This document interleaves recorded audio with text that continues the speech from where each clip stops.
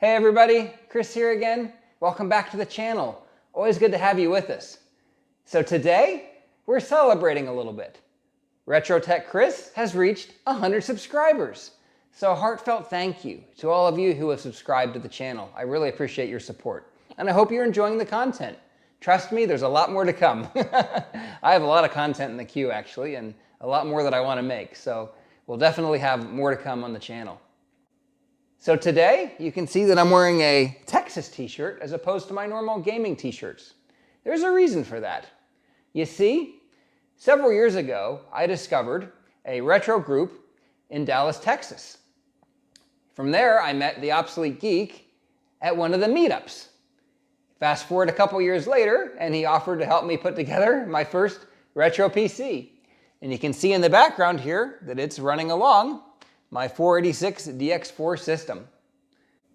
So today, to celebrate, I thought what I would do is take you on a tour of some of the retro areas in the house, including the retro lab that you see here and the retro PC lab in the basement. So we'll plan to have a look at those as well as some other areas. Let's go have a look. So here we are in the retro lab, and this is where most of the filming takes place. You can see the desk there with the monitor, and when I bought this monitor it had to have a very specific purpose since I do share this work area with my typical work and my retro filming. This particular monitor has VGA inputs as well as HDMI, so it served me quite well. I did purchase it at the beginning of the pandemic and it's doing the job nicely. Over here on the left is my Gateway 2000 486 and my 486 DX4 100. They tend to sit there most of the time, but that's really where all the magic happens. If you're curious as to what the rest of the room looks like, I'll do a little pan around. Nothing too exciting, just a room with some lights and some chairs and some bookshelves. That's pretty much all that you get. But yeah, this is where all the magic happens.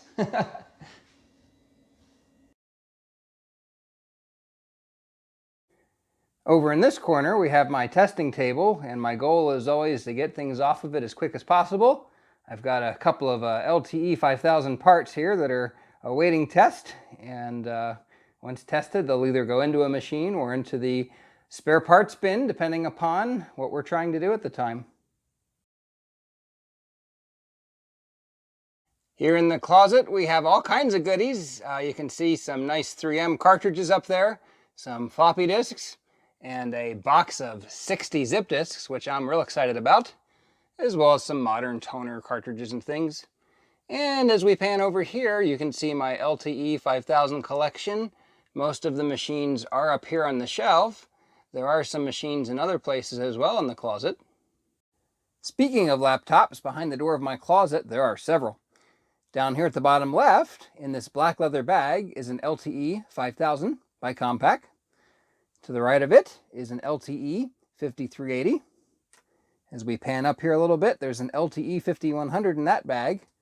And as we pan up a little more, we see an LTE 5250 that's in that bag. Though you can't see it, trust me, it's in there. We also have some other computers in here. You can see underneath this 5250 is this black case. And this happens to be an AMD K7 system. It's an Athlon XP 2100 Plus, I believe. It's been a subject of past videos, or maybe not. At least the Gotek in it has been. There is a Gotek in it. Underneath it is a Pentium 3 system by Gateway. Underneath the 5100 system is a generic Pentium 233 MMX. You will see that in an upcoming video. And on the left here, we have an IBM PS2 model 30286. We do have that featured in past videos as well. Love that little machine. And on the far right, we have an AST Premium Exec 386 SX25 color. Now as we pan up a bit, we can see some more things up top. You're going to think, where's Chris's clothes? All he has in his closet is retro stuff. These are my repair bags. So in here we've got various cables, as well as repair kits and some parts. And as we move along, you can see some other things, including a stack of Zircom wireless cards that I bought at one point, and then went on to use Cisco cards instead. As we pan down in the closet, we can see some other things here. In this box here is a box full of old parts. Maybe at some point we'll go through it. There's interface cards in here, there's cables, there's memory, all kinds of things. Hey, let's have a quick peek in here because this is kind of fun. There you have it. And I've got a collection of motherboards that I've promised some people next time I make it to Texas, they're going with me. This box here is full of Compaq LTE 5000 parts. There's actually 3 Compaq LTE 5000 shell machines in here. This is a bag of memory here. Got some manuals, multi-bay weight savers, keyboards, all kinds of things. So for all the Compaq LTEs that didn't make it, their parts are here. And in this box here, we have some power adapters. And this is also a box of Compaq LTE 5000 parts. So there's processors, other things in here. There's a processor card as well as some other things. Maybe some point we'll look at my Compaq LTE 5000 parts if anybody finds that interesting. And to close the loop, as we go back above here, then you can see the LTE 5000 systems. Oh, maybe not completely germane, but you can see peeking through over here is another type of retro machine. It's an Atari 2600, complete with games.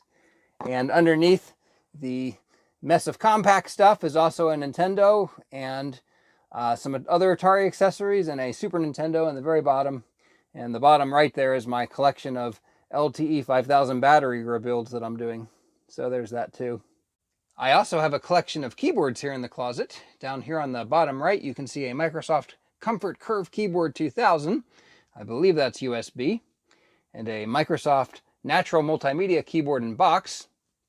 And then over here on the right, I have a few keyboards as well, including this Dell USB keyboard and a Packard Bell PS2 keyboard here, a Microsoft Natural keyboard, a Microsoft Multimedia keyboard, Natural, and a Gateway 2000 keyboard, which I really like. I really like these. I have several of these, and they're a lot of fun.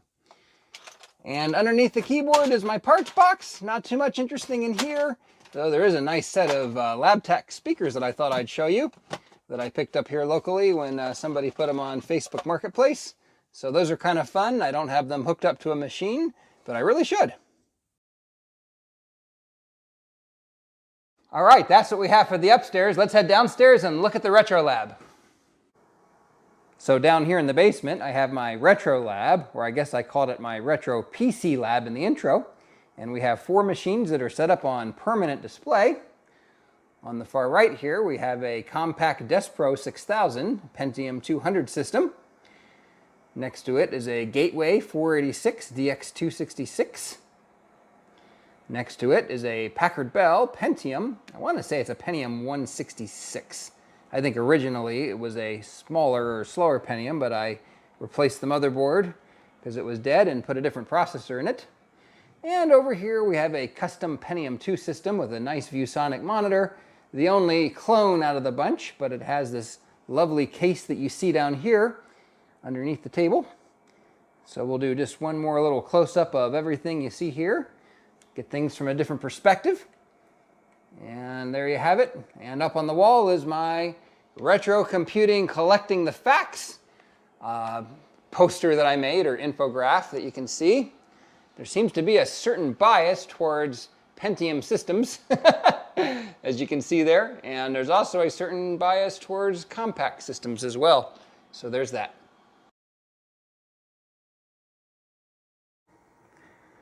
Next to the Retro PC Lab, which we saw out here, we have my wife's sewing room, and I've actually commandeered a corner in here as well. We have my Tandy 1000 HX here, and in a box underneath it is a Tandy Color Computer 3, or Coco. And next to the Tandy is a Packard Bell Legend Supreme, which I believe has been the subject of past videos and will be the subject of future videos, as well as a Dell Dimension 2400, which has been a subject of a few videos.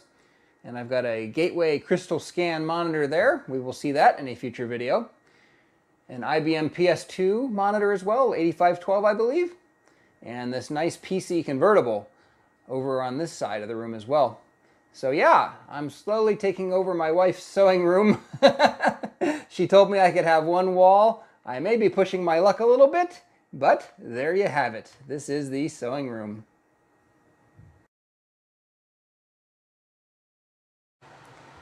Over here in the utility room, which is actually the only unfinished room in my house, this little tiny room, I have several LCD monitors as well as some newer systems as well that I've put to disuse.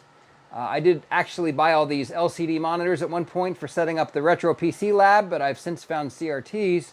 And here's kind of a cool part of the house right here. Although I didn't buy a box big enough, this is my networking box. So I'll open it up so you can see it. There's all of the Cat6 wiring that goes to the various rooms in my house, which is very nice.